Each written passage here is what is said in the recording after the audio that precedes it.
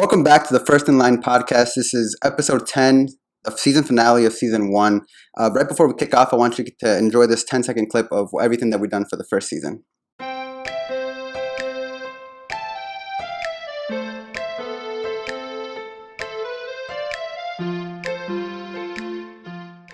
right, so welcome back. Next to me, I have William Zanai. You're very familiar with William. He has hosted many of our episodes for season 1. I am Alberto Vergara, the other host. And so I'm going to kick it off. Once again, I just want to say it again. Thank you so much for all the support in season 1. We're super excited for season 2. We have a lot in store for you. But for now, I'll let William take off. Thank you, Alberto, for that kind introduction. Once again, this is First Line Podcast. We have today Yastril Nanez joining us today. She's originally from Texas, and she's recently graduated from the University of St. Thomas Law School and currently studying for the bar. So she's here today to tell us about her story and how she's doing in life. So welcome, Yastril. Thanks for having me. Yeah, so tell us, Yastril, how did you get to Minnesota? I know you're from Texas. You have most of your family's over there, and now you're here in Minnesota. So tell us a little bit about that background.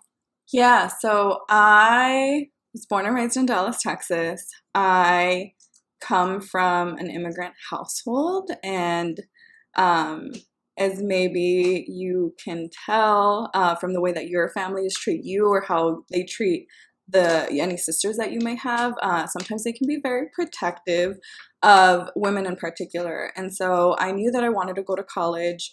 I knew that I wanted to go to a small liberal arts college, and I was applying to different schools. I was trying to get far away from Texas, and so Minnesota was one place that I chose, as well as New York. And I got accepted to 2 schools that gave me scholarships, one in New York, St. Thomas in Minnesota. St. Thomas gave me a lot more money, and Minnesota's way cheaper than New York. And so I decided to come to St. Thomas and kind of start this adventure away from home and kind of figure out who I am, what I'm about, what it means to be independent. So I've been here ever since. Yeah, and you and I met ever since, in undergrad. We have a few pictures, and I'll share those pictures. I'm not gonna share all of them, just a few of those pictures. But yeah, Yastril and I go way back since freshman year high school. Was it the Real program? Yeah, the Real program, which was a program that I once I got accepted to St. Thomas, I was just Googling things and trying to figure out how can I get more familiar with the school, or what are things that I can do. And so I saw the Real program. I saw that it was geared towards first generation students who haven't been to college before. I saw that they gave you a free class and you got to be on campus. And so I applied and got in, and then that's where I met you and a whole bunch of our other friends. And so I was very grateful for that program, because being out of state, coming into Minnesota, I didn't know what I was getting myself into. And so being able to meet all of the people, get familiar with campus, kind of made the whole college experience more comfortable for me. Yeah, definitely. And I think one of the things that, I remember, I think it's still true now, is you're a big feminist. So tell us a little bit about that. Yeah. Maybe the word big is not what I'm going to say, but I know you're a feminist. Yeah, so. Yeah. I learned about just women's issues and feminism through high school, specifically through debate. One of my debate coaches had gotten his master's in gender studies. And I think especially being a young student, especially being a first generation student, your parents are oh, there's business, learn how to invest money and learn how to manage money. And outside of that, you don't really know what majors are or what careers you can have. And so my debate coach talked a lot about his gender studies experience and how much he liked it. And so that was always in the back of my mind. And so when I went to St. Thomas, I was what is it that I like to learn about? And for me, it was really women's issues. I did a lot of work around domestic violence. And so I chose a women's studies major because I was this is what I like to do. This is what I'm passionate about. I'm already looking into these issues. And so why not just go all into my passion And so through women's studies, I got to explore my feminism, what that means to me, and kind of learning how to apply it into the real world, and manifesting it into a career eventually. And during undergrad, did you know that you wanted to go to law school? Yeah. So I'm a really weird person in that since I was a kid, like since I was in elementary school, I was like, I want to be a lawyer. And the reason why is because I have an uncle who left a family in Mexico. And my dad had always taught me that like that was my cousin. And as a kid, you get curious, and I'm like, but how is he my cousin? And then it would be like, oh, well, es el hijo de tu tío. And I'm like, wait, but my tío has another family. Like, what happened? And my dad essentially explained to me, like, you know, he doesn't acknowledge him, but he's your cousin, and like you should treat him like your cousin. And as a kid, I was like, this isn't fair. I'm gonna be a lawyer so that I can put my uncle in jail until he recognizes my cousin. And my parents tell this story back to me all the time. And so since I was a kid, I had this like weird connection between like lawyers are good people and they do good things for people and they make wrong things right. And so like since I was a little kid, I was like, I'm gonna be a lawyer. And I've always said that, and finally figured out my way to finishing law school. So like, I guess for me, a big question is like, what the motivation obviously probably changed, right? Like when you decided to apply to law school, to talk about that motivation, talk about those inner thoughts that you had when like, because it's a big step. And so congratulations, but Thank you. it's like a dedication, right? Like you have to really want to do this. Yeah, for sure. So after I graduated from St. Thomas, and I had a lot of friends at St. Thomas, including William, who were like, so you're a women's studies major, like, what are you going to do with that? And I didn't know what I was going to do with that, but I was very determined to like figure out what I could do with my degree and how I could apply all of the skills and research and knowledge that I learned with my degree to a career. And so I became a domestic violence advocate for Casa Esperanza, which is the first Latina specific shelter for victims of domestic violence. And I remember as I was going through the training and as I was doing the work, I was like, whoa, I was researching domestic violence issues. And now I'm like working with victims of domestic violence who are Latinas. And I'm like using the research that I was doing to inform my advocacy for them. And so I did that. And then I switched over to be a victim witness advocate for the Hennepin County Attorney's Office, doing the same thing. They hired me because I was a Latina and because I spoke Spanish. And so I was working directly with those victims who sought services for orders for protection, which is a restraining order that you can get if there's domestic violence in your family, to protect you temporarily. And so in this, I was working with a lot of prosecutors. I was also working with a lot of legal aid because a lot of the women that I was working with were of lower income. And so they didn't qualify to get their own attorney, but they could potentially qualify for legal aid. And so what ended up happening is that I ended up being the interpreter a lot of the times. And in the back of my mind, I was like, oh, I want to be a lawyer anyways. Like, how cool would it be if I was just the lawyer instead of the advocate?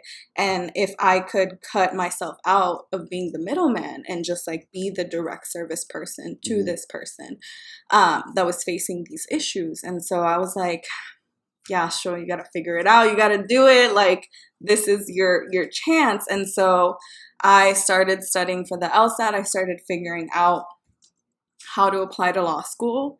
And the really cool thing is that I had a law clerk who was hired for Hennepin County to be in my office in the Domestic Abuse Service Center. And she was also a Latina. And she was going to St. Thomas Law School. And she was doing rounds of just like getting introduced to everybody. And I was like, I need to talk to you. And And I talked to her. Her name is Michelle. And she was like, send me your personal statement. I'll send you my personal statement. Send me your resume. I'll edit it for you. This is what I did. Like, you need to start asking for letters of recommendation now. And she just like really sat me down and just like gave me all of this information. And that was really what helped me, because Google could only do so much. Yeah. And especially as a first generation student, like I was like, what if I don't get accepted to law school? Like, am I good enough? Like, I don't know how this works. And so to have somebody who was facing the same struggles that I was and who made it was just such a breath of fresh air for me to be able to be like, I can do this. I know what I need to do now. And then I did it and got in. That's very cool.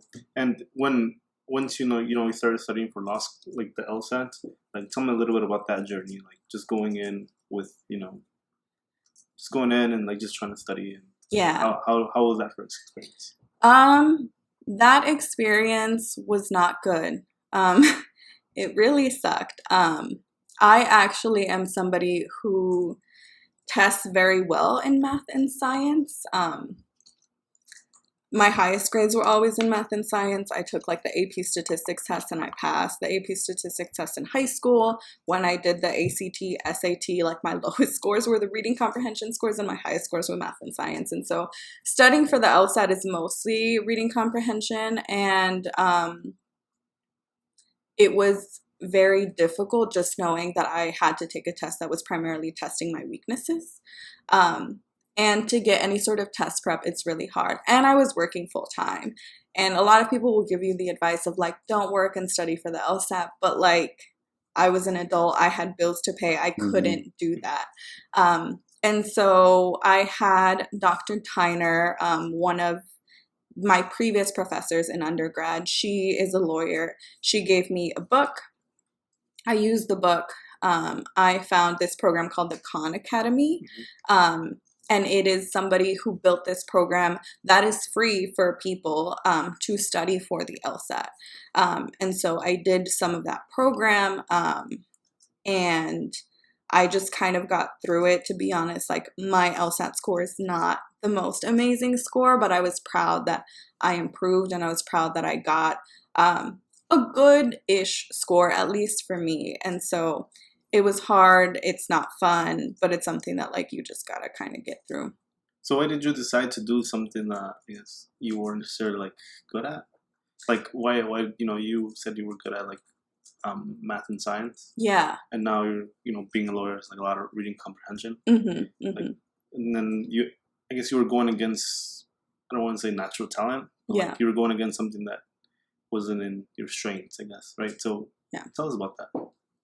Yeah, so I think that I always had, like I said, I always wanted to be a lawyer and I always wanted to help people. And one of the things that I found out through working at Casa Esperanza and the Hennepin County Attorney's Office is that I was really good at working with people who were going through trauma. It is not an easy job to hear about the worst moment in some people's lives. And domestic violence is something that a lot of people feel very ashamed of, especially in the Latino community, right? To think about divorce, especially if you have kids. And a lot of the times, the women in my office who were telling me these experiences, it was their first time telling anybody. And to be able to take somebody else's trauma and absorb it, and then be like, you can make this decision. You know what's the best thing for you to do. You know what's the best thing for your kids. And if this is the decision you want to make, I'm here to support you. And this is how I can help you. And this is, some of the resources that we have in place. And this is the legal avenue that you can take. And these are your options. Like, what do you want to do? And I'm here to help you do whatever it is that you want to do. And I did that over and over and over again. And I realized that I love doing that work and that I was good at it. I think that a lot of people hear about, lawyers who represent murderers, right? Or people like advocates who work with these cases and who have to see horrible pictures, who have to hear about abuse of children at times. and they're like, oh, I could never do that. And I think that for me, it was like, I like helping people in this way, and I'm good at it, and I don't shy away from the really hard stuff. And so although like, yes, like my brain is more inclined to process math and science, I think that the human connection is something that I'm also very good at. And I think that honestly, testing, the way I view it now, testing is just a barrier that people put in place to prevent you from getting somewhere. Mm-hmm. And so I think that like I saw the test as a barrier, and even though I'm not good at it, like I don't care. This is what I want to do. And so I'm going to figure out how to get through this barrier to get to the other side. Yeah. I think, I mean, just like hearing you speak, like that's a lot of like emotional energy that you're investing. And, you know, when you invest in something, you're taking it out of your own self and putting it into a different location, hoping that it'll prosper into something else. And sometimes you see the direct, like not profit, but like the result. Yeah. You know, I taught for 3 years, and so I did a lot of like also like I was really good at math and science. English and reading were like they were okay as well, but not like my Yeah. strong suits. Mm-hmm. But when I have like conversation with parents, a lot of times it's like education is almost like you're trying to encourage them to understand education is a way to help your student like further on. So I can't even like begin to understand like when you're trying to make two different decisions, and as an adult, like the problems become so much more complicated, right? There's so many moving pieces, and as a child, it's like stay in school, do your best, and let the adults handle what they got to handle, Right. Which is hard for students to navigate as well, especially when, right? Sometimes it's like you only have a mom, and you see the mom crying, or the dad trying to work two jobs, and then it's like you can't really escape that adult complexity. Yep. I just want to like again, just to say again, like I know the emotional investment I have to do to teach, but at the end of the day, like I'm pushing for that one thing of education for the student. So I can't even like begin to imagine like the emotional investments you have to do to, and then like I'm sure you see more than one person a day, right? So it's like Oh, yeah. you do one thing, and then you got to like be able to like reinvest in yourself and be like, okay, now I have to make the best decision for this person, right? And so just like thank you for what you're doing, and it's like again, I'm speechless almost. It's great. It's great to hear. Thank you. And I think also like in your line of work, you're able to see like the impact that you're making like a little bit more quicker than most. Like for example, my line of work, like everything already happened, and the impact doesn't really like at the end of the day, you know, benefits the company, but it doesn't necessarily like, you know, have a direct like correlation to like affecting like human lives. So again, it's kind of like to what Alberto was saying, you know, like you're doing great work for the community, especially the Latino community. So yeah, so. And it's like also like you went to law school, right? So it's like a big, like you have the credentials now too, right?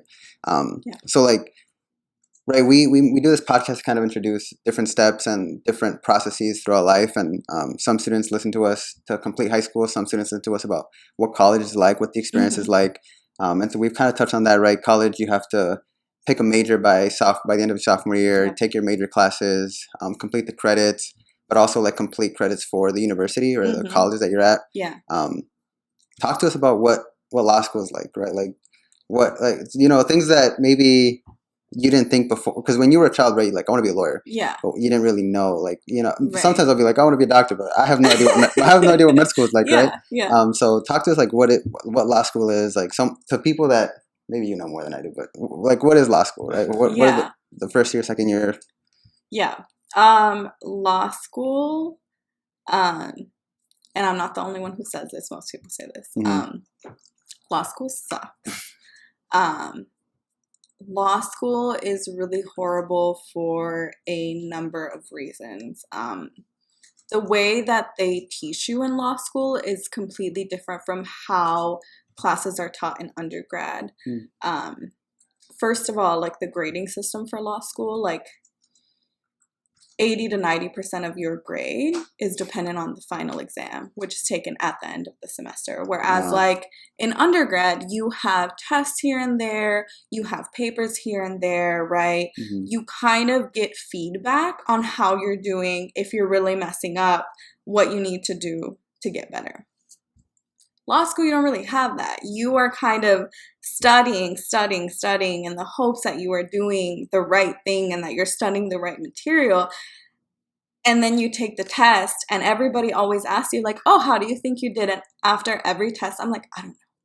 I don't know how I did. Is that by design? Like, is there a reason why like the 80% of your grade is like at the end? Yeah, I'm sure there's a reason for it. I don't know what it is, but I know that that's how law school is everywhere. Like the vast majority of your grade is through the final exam.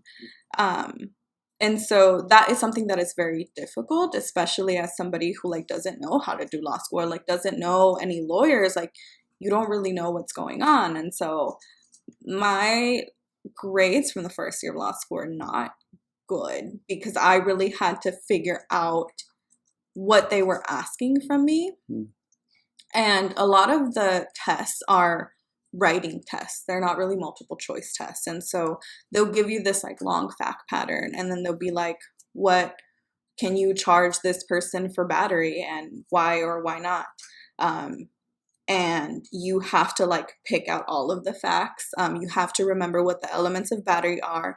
And like if you forgot the elements of battery, like ya ni modo, like you're probably gonna get that one wrong. And so the way that they test and the way that like they measure your success is one thing. A lot of law school grades are also curved. And so there's only so many people that can get an A. There's only so many people that can get a B. And so you can try really, really hard and somebody else tried a little bit harder. So like maybe you could have gotten an A, but like they got an A. Yeah. You didn't. And another thing is that the way you learn the law is through cases a lot of the time. So they'll assign you like 30, 40, 50 pages of reading. And it's all cases. And so you're reading the case, the opinion, and then you go to class and maybe you had 5 cases that you had to read that day. And the way class goes is that the professor will go through each of the cases and they will cold call you is what it's called. And so they'll be like, William, what was the judge's holding in United States versus Gonzalez? And that's one of 5 cases. And that's a very specific question of that one case, right? Or they'll be like, Alberto, what was the weapon that was used in U.S. v. Gonzalez? And you're just like, oh my God, I memorized the holding, but I didn't memorize what weapon it was that he used. And so sometimes like you get so nervous to go into the classroom because you're like, did I read it well enough? Did I digest all the information? And so you often have more than one class in one day. So like memorizing all of these cases and memorizing the like small details of every case to be able to be prepared in class so that hopefully you don't feel dumb if you get called out is kind of the motivation to do well. It's like you don't want to look dumb in class, which at least for me, like fear-based motivation is not a good way to like teach students. I'm sure that like as a teacher, you kind of have to grapple with that. And so that's another thing. And then I think a law degree is a doctoral degree. And so I think like in general, once you go up like from undergrad to master's to doctorate's degree, professional degrees, whatever it may be, the population around you starts to look more and more monolithic, right? So if you are not a white man who has money, who has a network of lawyers, you are in the minority, right? Because I also have friends who you know, maybe have one of those privileges or some of those privileges, but then their families don't have any lawyers, right? And so you're still figuring out a lot of what is going on. And so it just kind of makes you feel all the time like am I going to make it? Like, am I good enough to do this? Like, how am I going to figure this out? How am I going to get a job? How am I going to convince people that, like, I am worthy of becoming a lawyer, and that, like, maybe my grades aren't the best, but, like, I didn't know what I was doing, but I'm really good at this other thing, right? Like, I'm really good at helping people. I know Spanish, and I'm really passionate about this. And so please, like, let me get a job. And I think that it works out for the vast majority of people. But I think that it's still like this constant, like, do I still want to do this? Mm-hmm. Am I good enough? That like pops into your head every once in a while. Yeah. So how many, I guess, like, how many years of, like, you know, like, I mean, some people can complete undergrad in 2 years. Some people can complete it in 6 years. Like, how, Mhm. like, the average is like 4, right? But like, Right. how does, because there's like year one. Don't you guys move as like a cohort kind of thing, like in law school? Yeah, exactly. So like your first year, you have a schedule Mhm. and you are split up into sections, right? So out of the like 150 students, like 75 of you are in section A, 75 of you are in section B, and you have the exact same class schedule your first year, and you only take bar specific topics. Okay. Yeah. But law school is 3 years. 3 years. And Yeah. then, okay. And is it um, like, is there like weeding out at all, or is it more of like kind of like in med school how they say, like, once you're in med school, like the school like invests in you so much that like you're almost guaranteed to graduate the whole way through, or I mean, how, because it's competitive to get in, right? But like, how's the retention rate, I guess, is what I'm trying to ask. I would say the vast majority of the people who went to law school graduated from law school. I will say, though, that students who are first generation and students of color think about dropping out. And I think that that is a very real thing.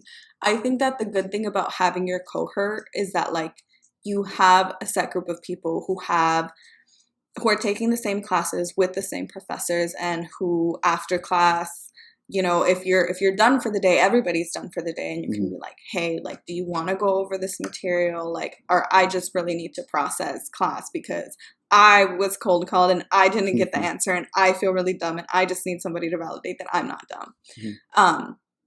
And so I think that because of that, you kind of create really great relationships your first year of law school because you're doing everything the same at the same time with everyone.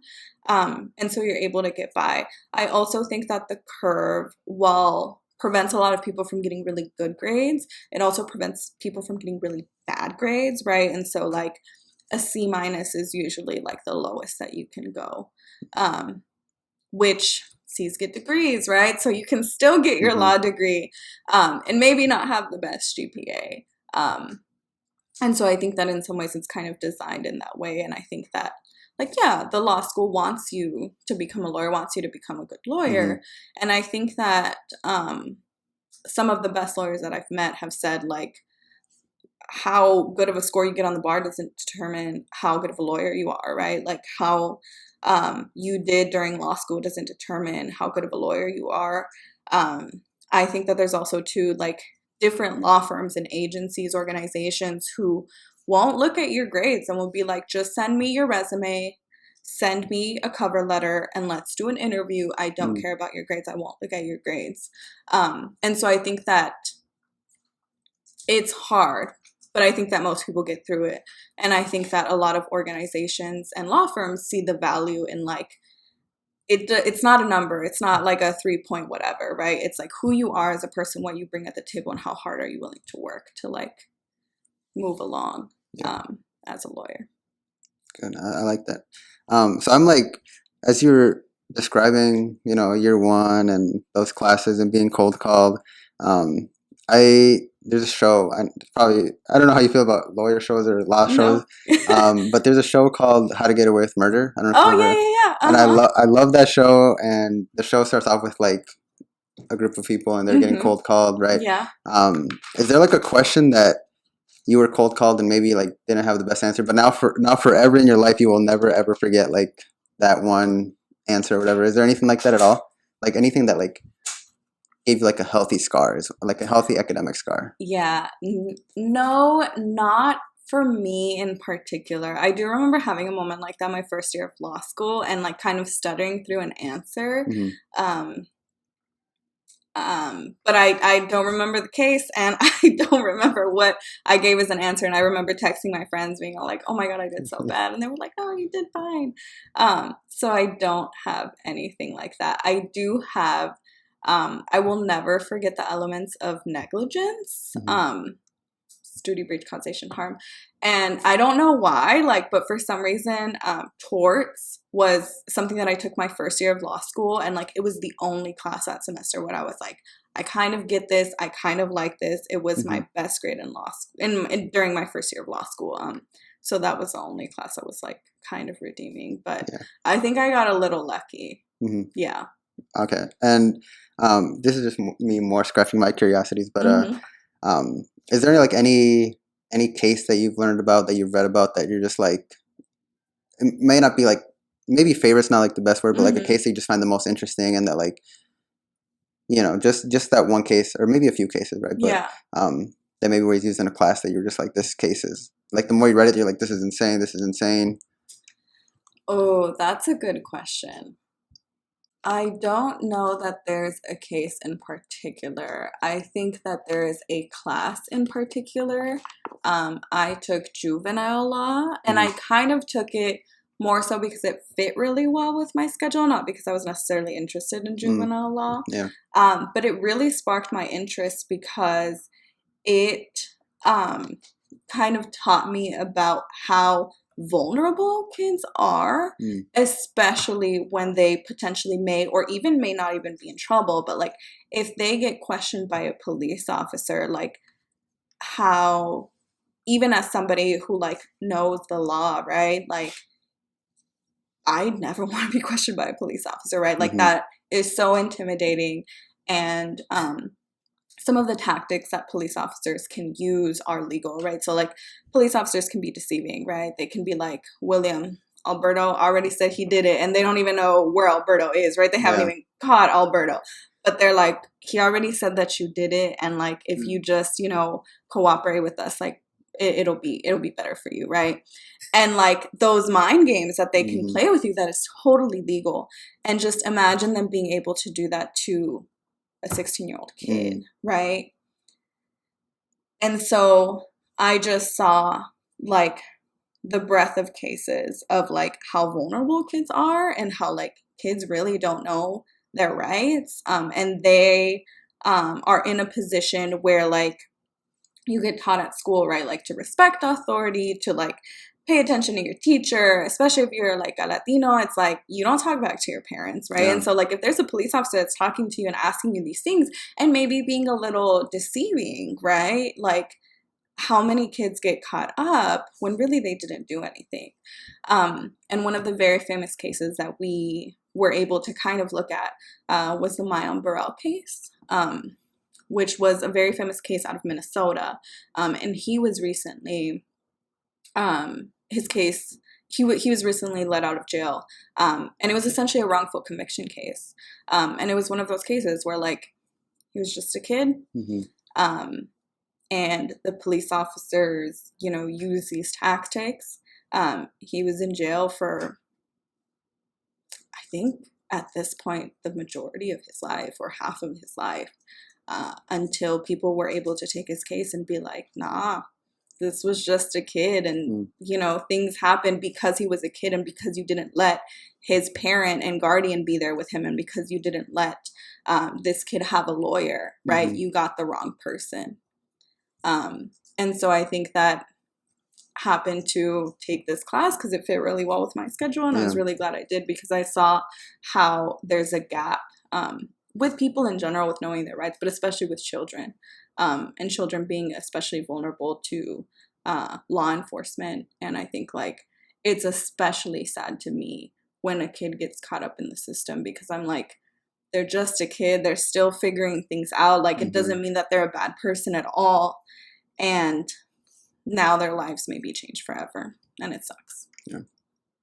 What are some things that people can do to get a little bit more informed on what their rights are? Yeah, that's a really good question. So I worked for a period of time with the Legal Rights Center. They're a nonprofit criminal defense organization that's out of Minneapolis. They work primarily in Hennepin County, and they do Know Your Rights trainings. So what part of my job was to get trained as a law student to conduct Know Your Rights trainings to different people. And so we do trainings for law students and lawyers primarily to whenever people are like, for example, going out to protest, right? I think this was a time where Dante Wright was shot in Brooklyn Center.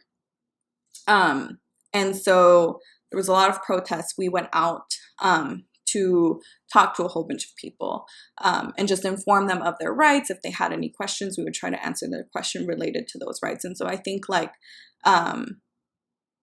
getting engaged with organizations like that, I believe we have some information just on the Legal Rights Center's page. But I think that, you know, one thing that I always tell people, especially those who are like protesting or maybe more vulnerable to having an interaction with the police officer, is you don't have to talk to them, you know.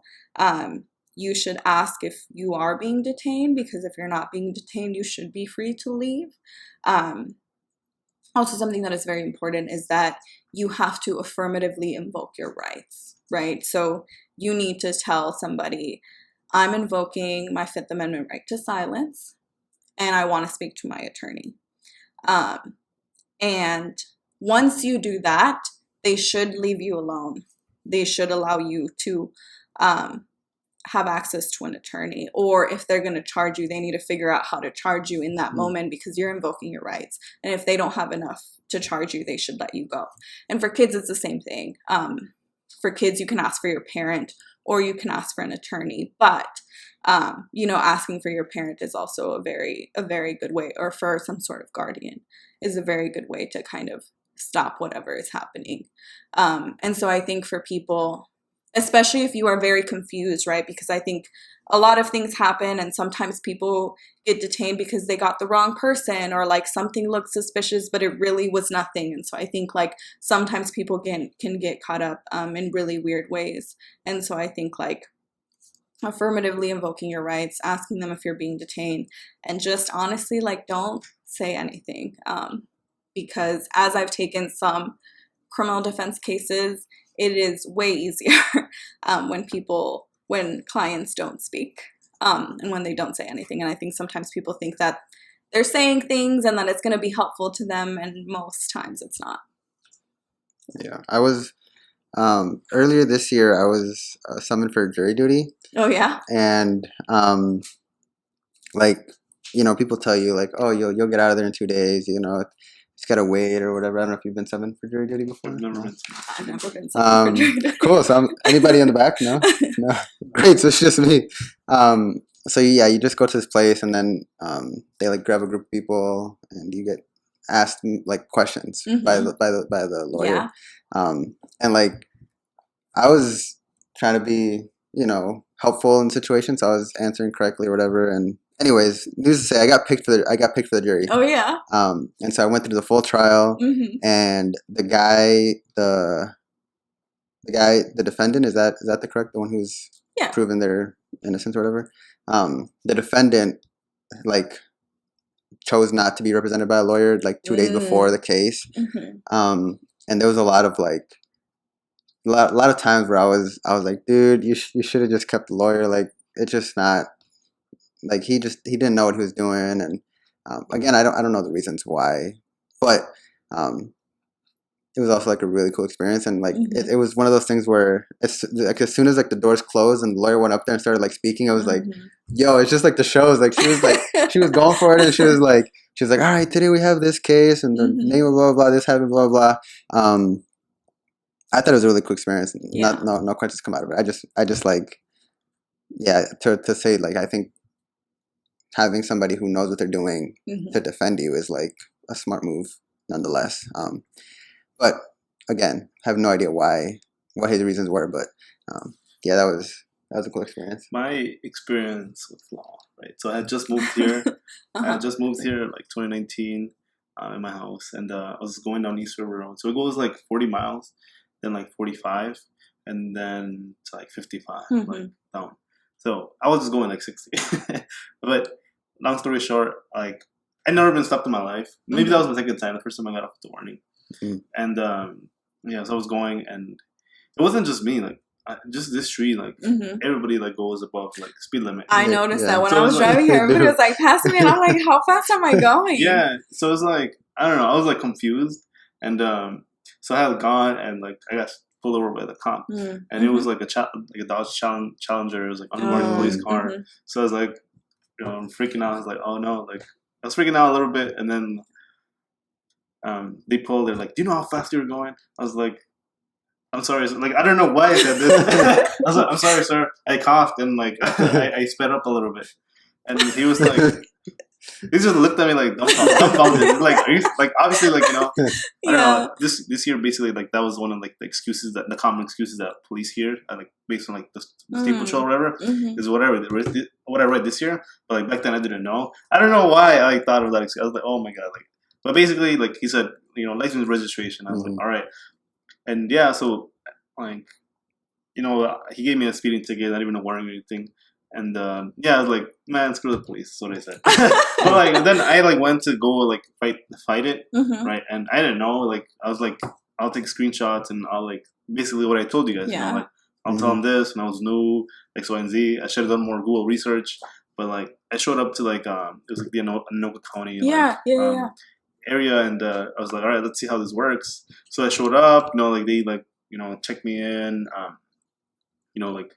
It's kind of like an airport, they make you check up everything. Yeah. So like before we see the judge, and I'm just waiting there, and then there's a bunch of like cases, just going in and out, and I was like, what's going on?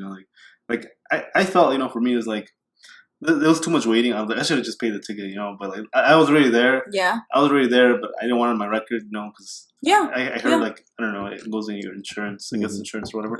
But like I'm there, and then like they're like, do you want to see the judge? Or do you want to like speak with like the prosecutor? So like my legal terminology like ends at like Google. Yeah. So I was like, I think I'll talk to like the prosecutor, right? But I didn't know, right? Like I felt like she tricked me.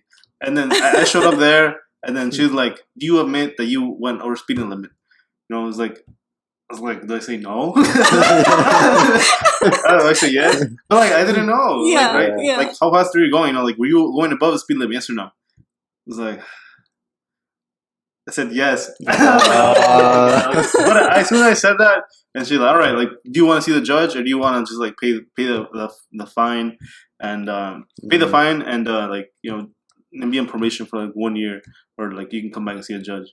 But like I already had said like yes, I was like, oh my, like like I felt like I was talking to that cop already. Yeah. She already had that answer. Like it was already too late to see it if I went to a judge, because I guess just logically thinking that like. She already had like I was already above speed limit, so there's no way that I can like backtrack and be like, yeah. And then I guess I didn't also want to like deal with like like getting a lawyer to like defend me. Like I don't know, I wouldn't want to represent myself because I don't know what I'm doing.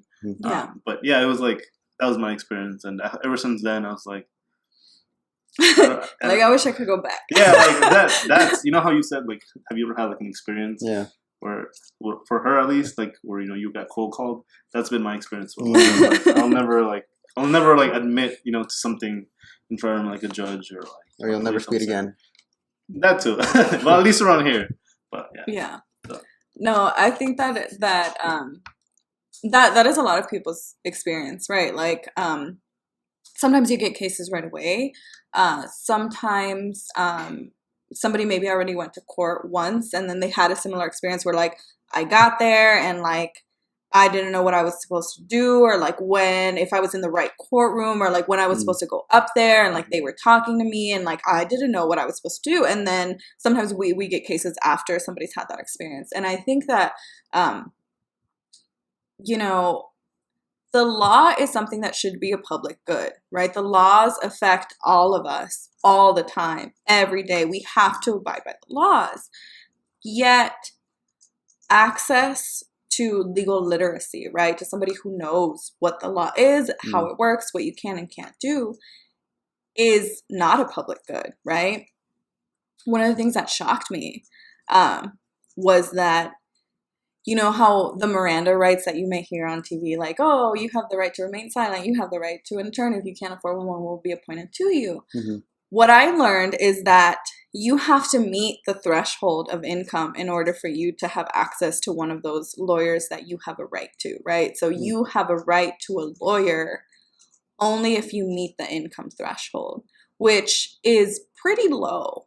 I can't think of the number off the top of my head, but it's pretty low. And so if you make like $1,000 above it, like you have to pay for your own attorney, and to pay for a lawyer, I'm sure most people know, it's so expensive. You pay hundreds of dollars per hour for somebody to represent you. And do you remember how long you were in the courtroom that day? Yeah, it was like 4 hours. Yeah, so imagine. I was just waiting. Right. I was just waiting. Right. So. Okay. And even when you're just waiting, you have to pay that hourly rate, because if they're there waiting with you, they're not taking another case, right? So, and that's not to say like all of the things that they have to do to prepare for your case, right? And so to get a lawyer, it's so expensive, right? Yet the law is something that like you have to interact with. You don't get a choice. And so I think that that's something that's very interesting, especially as I'm thinking about my role into going into public defense, right? I get to represent people for free. But also the people that I'm representing are like the people who are at the bottom bracket of the income, right? And people who are just above that are people who are in the middle class, right? Where it's like, you can pay your bills, you're okay. But like if you had to pay a couple $1,000s for an attorney to represent you in a case, like you'd be putting it on a credit card, or you'd be out of money somewhere. And at the same time, like if you are facing a criminal charge, right, whether that is a misdemeanor, gross misdemeanor, or a felony, like that can have a huge impact on your life forever. I had a client who was facing a misdemeanor, and they were applying to an apartment, and their application was denied because they had this charge, not even a conviction. They were just charged, and the charge was dismissed after we took the case. It was completely dismissed, but that charge is going to be there. And you have the presumption of innocence, right? Nobody is guilty until proven, right? You are innocent until proven guilty. But a lot of people will see that charge and will be like, I don't know, I see the charge, like you did the thing, but it's like, no, but I haven't had my day in court. Like they haven't proven their case against me. Like I'm not even convicted. And that charge is like already denying you housing, which is like, in my opinion, a basic human right. And so, and the same thing is for employment, right? Like they will pull your criminal record, and people who are not lawyers will look at a charge and will be like, oh, they did this thing. And so I think that it's very interesting to me, because people who are even well educated, right, who have like a fancy job title, right, can go into court and feel completely lost.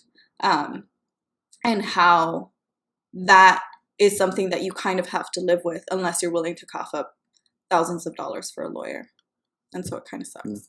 Why did you point at me when you said fancy job title? I'm a fancy job title. I'm just kidding. But my question is, I guess based on what you said, so are you saying that like the law benefits, those who are well off, and the people who are not well off or don't have the means pretty much are like SOL? Yeah.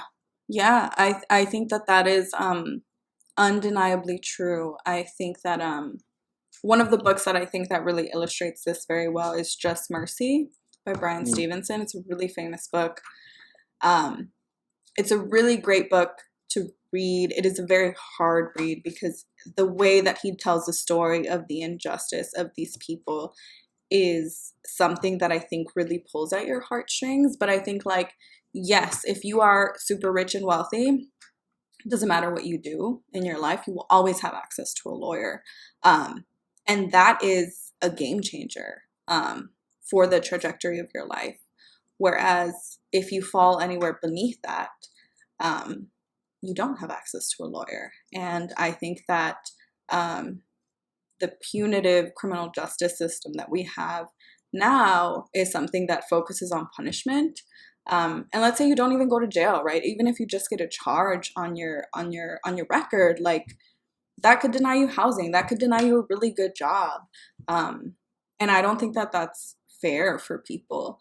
to have to face that. And so I think that like that's why I do what I do. I don't ever want to charge somebody for my services because I know how hard that is. And I know that like I don't want somebody to be like, do I pay my rent or do I pay my lawyer? Because that's not how it should be. I think we need more lawyers. We need to pay our public defense lawyers and legal aid. We need to pay them more. We need to give them a bigger budget so that they can hire more lawyers because people need them. And I think that everybody who wants a lawyer should have access to one. And I think right now the only people who do are people who have a lot of money. That was going to be my next question. How do we combat, that, which is, giving legal access to everybody? And you very much said that. Yeah. It's a hard question. But I think, like the public defenders were potentially going to go on strike.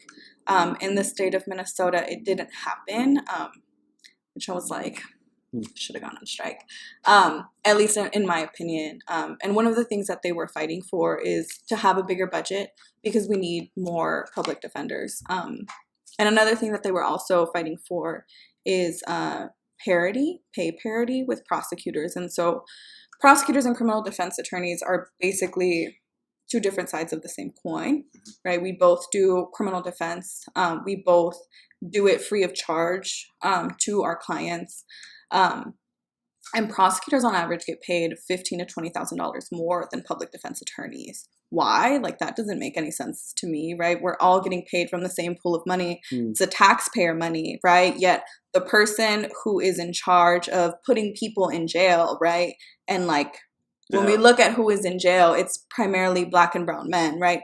They get paid $15,000 to $20,000 more, and the people who are trying to protect people's rights are getting paid $15,000 to $20,000 less. So that doesn't make sense to me. So prosecutors have like an incentive to like pretty much like win the case, even if they're wrong or right? I would argue yes. I think that prosecutors and criminal defense attorneys both think that we are fighting for justice in different ways.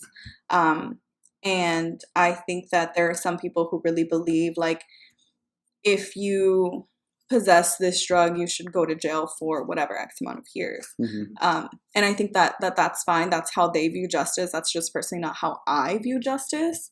I think it's just more of like, for example, if you want to do criminal law and that is something that you are fascinated by, it pays more to be a prosecutor. And like, I don't think that should be the deciding factor for which side you want to be on, right? Like if you want to be a prosecutor, fine, go do that. If you want to be a criminal defense attorney, fine, go do that. But you shouldn't be deciding like, but this one pays $15,000 to $20,000 more, because it's not like that's a significant amount of money.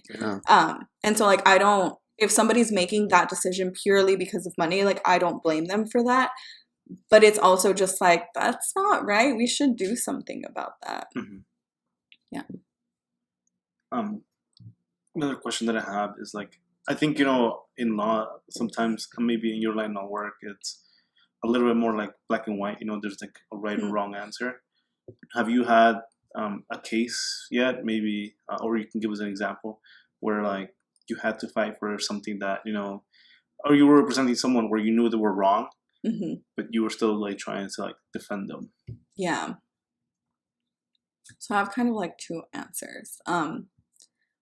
One answer, and I think that criminal defense attorneys get asked this a lot, right? Like, how can you defend a murderer, right? How can you defend somebody who has abused a child? Especially if they confess that they did it, like how can you go into the courtroom and defend those people? And I think that the vast majority of cases are not those cases. The vast majority of people who are also your clients are not like these really evil people who like did something really bad and are like, ha ha ha, like, so that's just like a very, very small portion of the cases. And at the same time, even when I envision myself defending those kinds, because I haven't quite had a case like that yet, I just personally don't believe in the system the way that it exists. I think that we give people these convictions, right, especially felony convictions that impair your right to vote, impair your right to housing, impair your right to employment. We lock you up for 10 years, right, in a horrible environment. And then you get out and we expect you to be a functioning member of society. We expect you to be able to pay your bills and find meaning in your life.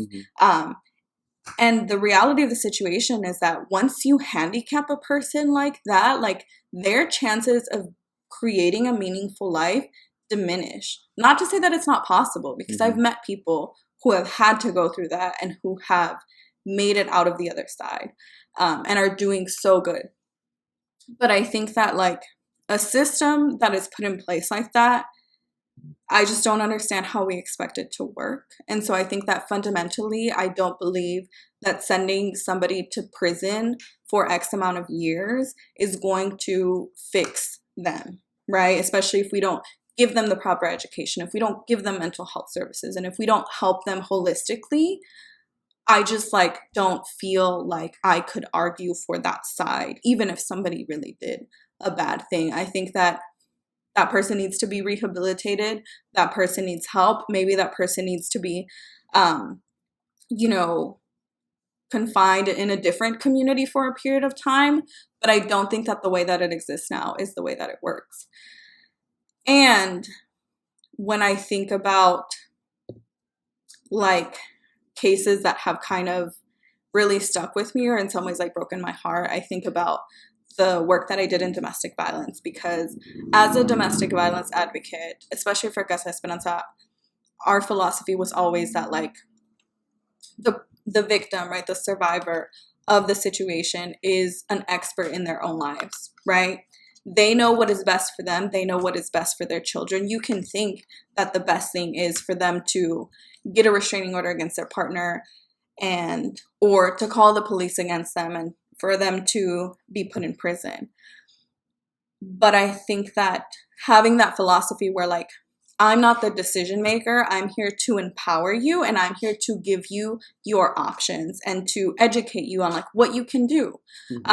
And having them make that decision and me just like being the like kind of backbone for them to be able to follow through with that decision, I think is something that is very important.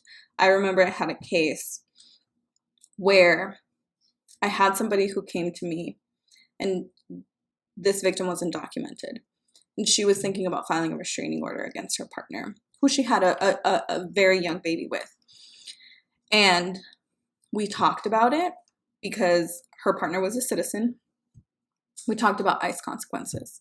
Like, could he call ICE on me? And the answer is always yes, right? Like, I can't prevent anybody from doing something like that. And then this person left my office saying, I'm going to think about it, and ended up filing a restraining order with one of my colleagues. And later I get a call, and she's in ICE. And she decided to file the restraining order, and she was now in ICE custody. She didn't have her baby, who was less than a year old. And we got her into shelter. We got her in a lawyer, an immigration lawyer. We got her out. I remember meeting with her. She had an ankle monitor, and she had been working before then, right, legally under the table. But now that she was in ICE and like that they had a case against her, she couldn't work anymore, right? Because if she did work, like it was like, you're out. And this person decided to go back to the partner because the partner was able to provide housing. The partner was able to provide economic stability for her and her child. And that is a case that will always stick with me.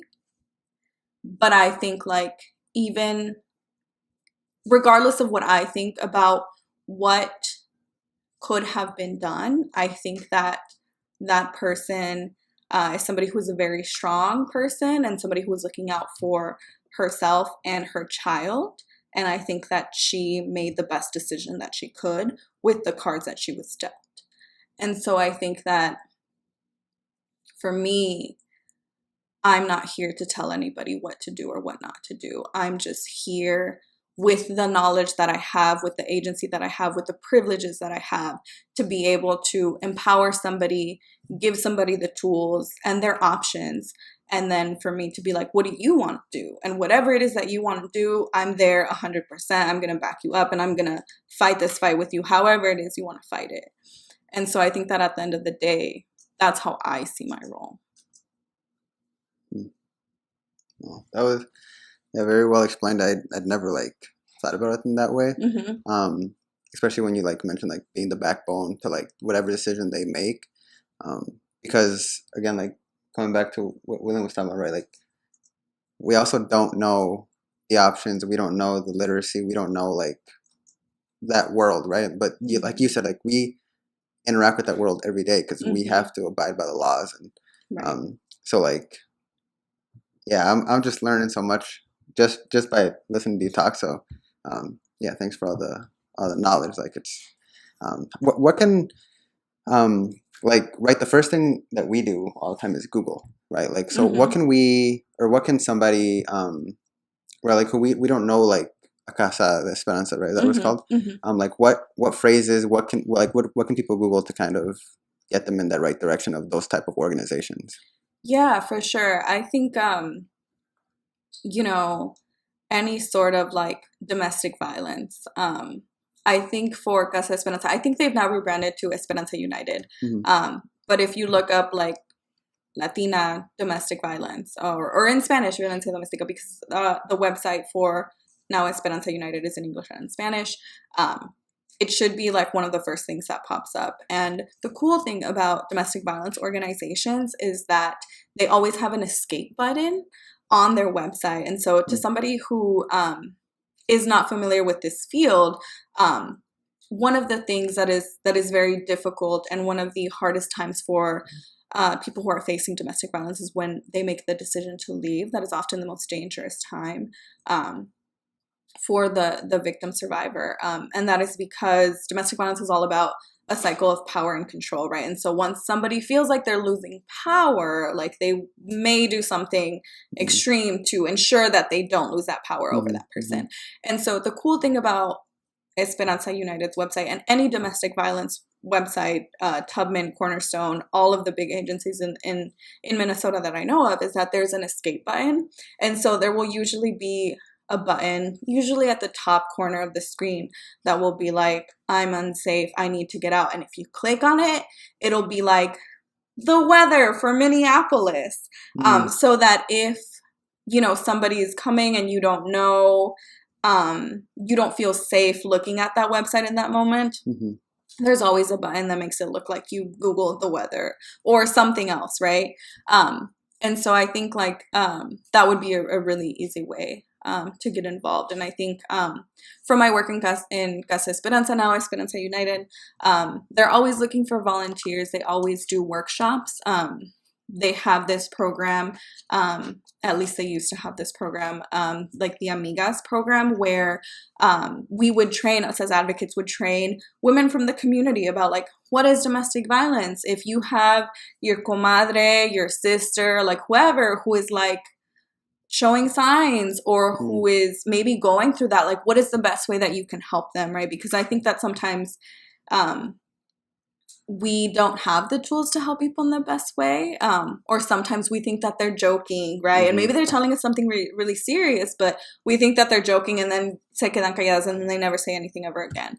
And so I think that those organizations usually provide really good tools for either people who are facing it or for loved ones who are seeing somebody that they love facing something like that, and like what can they do to help. So what advice would you give to somebody who is looking to be a lawyer? Yeah, I think that one of the things that I would do is I would ask for help. I think that I'm somebody who is very independent, and I'm also somebody who is kind of, I don't want to feel like I'm a burden to anybody. And so I think that it took me a while to ask for help, even though I really didn't know what I was doing. And like once I sat down with Michelle, I was like, oh my God, I'm so glad I met you, because I don't think I would have been able to get the process done in time, but for like talking with Michelle. And so I think like one of the things is like ask for help and ask for help as soon as you can.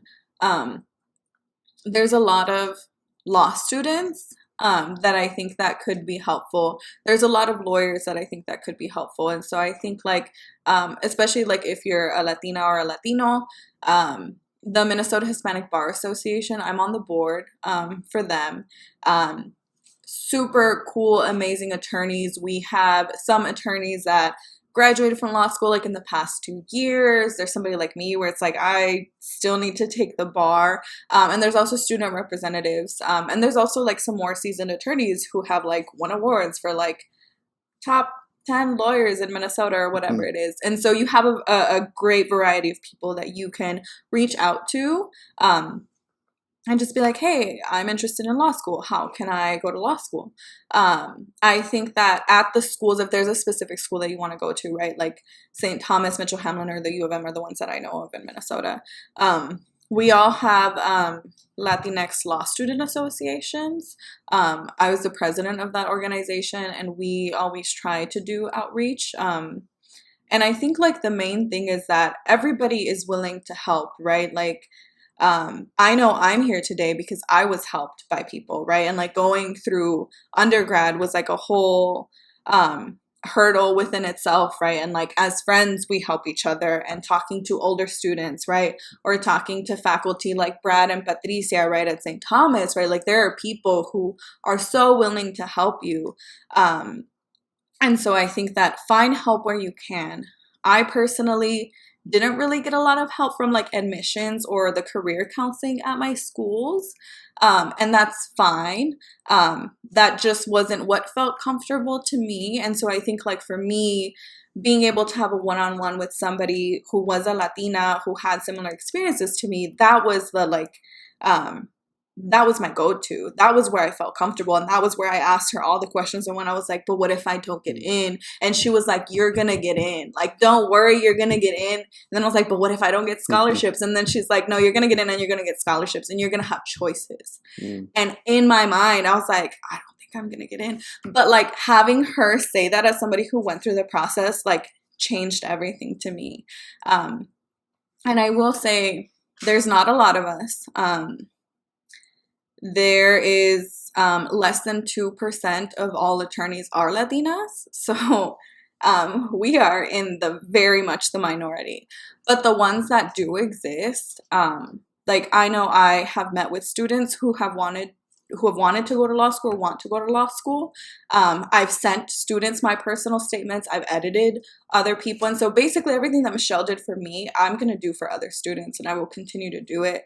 And I know that there are other students who will do the same. I recently got together with one of my friends. And I think that we're trying to kind of find a way to organize to be able to reach as many law students as we can. She identifies as Asian American, and she does the same thing, right? Like she has younger Asian identifying students who go up to her and who are like, hey, how do I get a job? How do I do this? How do I do that? And so I think that fortunately and unfortunately, first generation students of color are doing the work, right? We're not getting paid to do the work, but I'm not looking to get paid for this work, right? I'm just looking to help as many people as I can because I want, you know, the number of attorneys to rise from less than 2% to 3, 5, 10, right, percent. And so I think like reach out for help as soon as you can. And there are organizations where you can find people that will help you if you're not like super comfortable going straight to the school and asking them for help.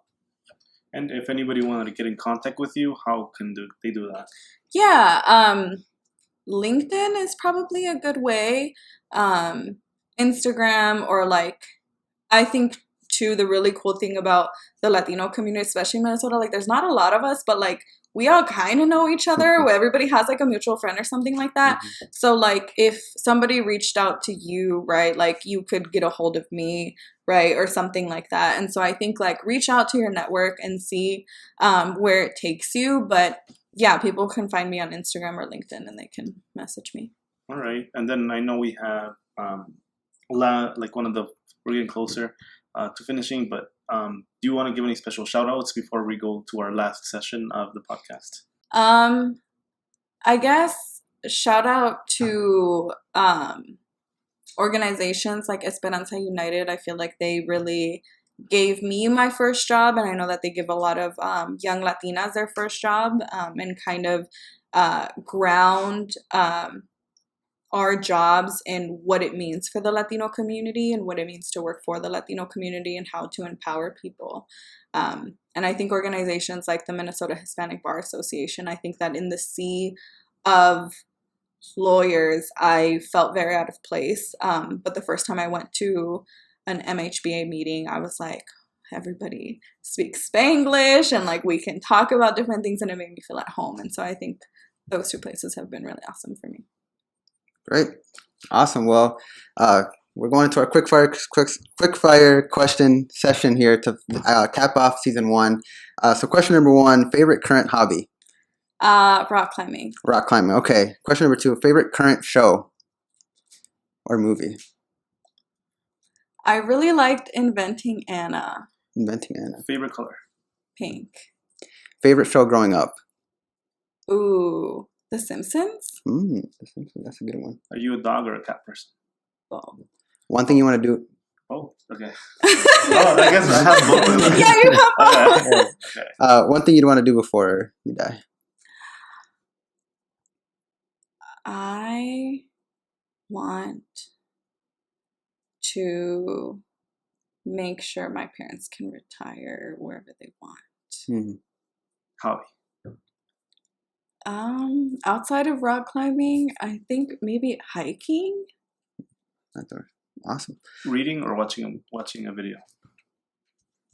Depends on how much time I have. Ideally reading, but right now there's no time for reading outside of bar prep, so I'll watch a video. Great. Awesome. Well, that's been the season 1 finale. You can have any camera you want, anything you want to say before we close out. Cameras are yours. Thank you all for watching. And if anybody's interested in anything that I've said, or if you're interested in becoming a lawyer or simply have thought about going to law school, feel free to reach out to me, and I will do whatever I can to kind of help you get to where you want to go. Thanks. Awesome. Thank you for coming on. Thank you. It's been a pleasure. That's it, guys. Season 1 wrapped up. Stay tuned for season 2. Thank you for all the support, and hope you have a great day, good morning, great weekend, wherever it is, wherever time you're at. See ya.